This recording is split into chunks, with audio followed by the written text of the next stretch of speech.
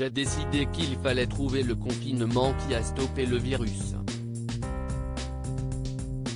Mercredi 28 octobre, Emmanuel Macron a annoncé lors d'une allocution télévisée la mise en place d'un reconfinement à partir de vendredi 30 octobre, à minuit, et qui devrait durer au moins jusqu'au 1er décembre prochain. Un coup dur pour de nombreux secteurs, qui se retrouvent contraints de fermer boutiques, comme les restaurants, les bars, les magasins qui ne sont pas considérés comme étant de première nécessité ou encore les théâtres et cinémas.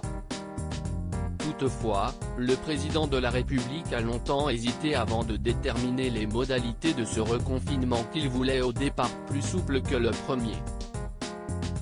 Le président a fait l'objet de nombreuses sollicitations en direct de grands patrons et de professionnels insistant sur l'impact économique, précise une source au Parisien, en kiosque jeudi 29 octobre.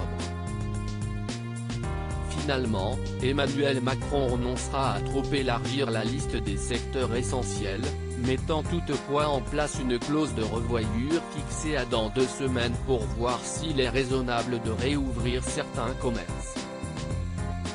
Des mesures annoncées par le chef de l'État, qui seront toutefois détaillées jeudi 29 octobre dès 18h30 lors d'une conférence presse organisée par Jean Castex, où de nombreux ministres ont été conviés.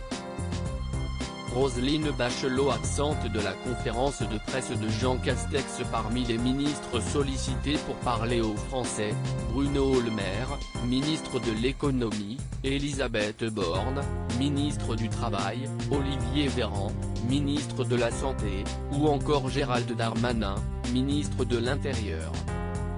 Toutefois, une ministre va briller par son absence, Roselyne Bachelot. En effet, la ministre de la Culture n'a pas été conviée à cette conférence de presse par Jean Castex, tandis que son secteur va être particulièrement impacté par ce reconfinement.